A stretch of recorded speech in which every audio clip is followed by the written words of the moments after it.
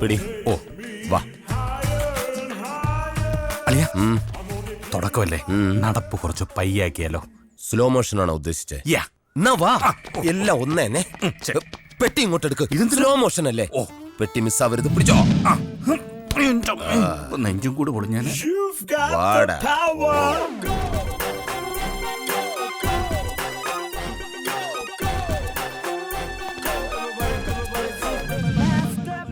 വട്ടിപ്പലിശക്കാരന്റെ വീടാണ്, കുറച്ച് മാന്യത കാണിക്കണം. അപ്പൊ ചവിട്ടി തുറക്കാല്ലേ? പിന്നെ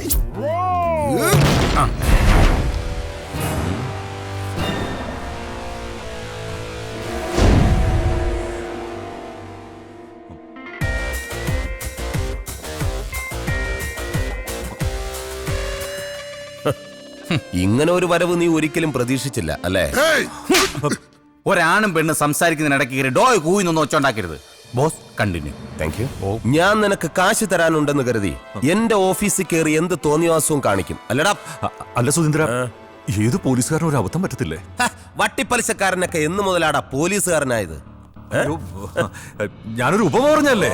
ഉപമ പറയാൻ നീ ആരടാ? എഴുത്തച്ഛന്റെ ചെറുമോന്. മലയാളം പോലും വായിക്കാൻ അറിയാത്ത നിന്റെ വീട്ടിലെ ഇംഗ്ലീഷ് മാഗസിൻ, അവന്റെ മാഗസിൻ. ഗോപാലകൃഷ്ണ, ഓപ്പൺ ദ പണപ്പെട്ടി. ഓ, പണം സുധീന്ദ്രന് പുല്ലാടാ. ഇനി എന്റെ കൺമുന്നിൽ നിന്നെ കണ്ടാൽ നിന്റെ മുട്ടുകാല് ഞാൻ തല്ലി ഓടിക്കും കേട്ടോടാ. പൊന്നെ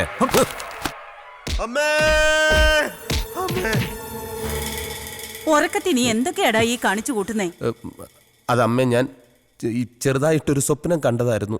നീ ഇങ്ങനെ സ്വപ്നം കണ്ടാലേ നിന്റെ പെങ്ങക്ക് ഭർത്താവില്ലാതായി പോവും. അളിയനെന്തു പറ്റി?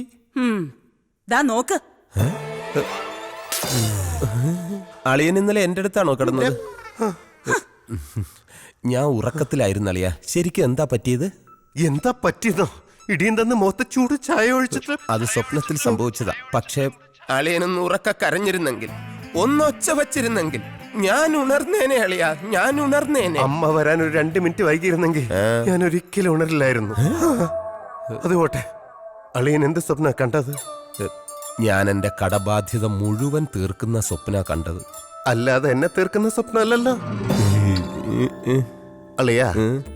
അളിയന്റെ കടബാധ്യത ഒരിക്കലും തീരാത്ത സ്വപ്ന. അളിയനൊന്ന് പിടിക്കോ? എന്റെ ശരീരത്തിൽ അവയങ്ങളൊക്കെ വർക്കുണ്ടോ നോക്കട്ടെ.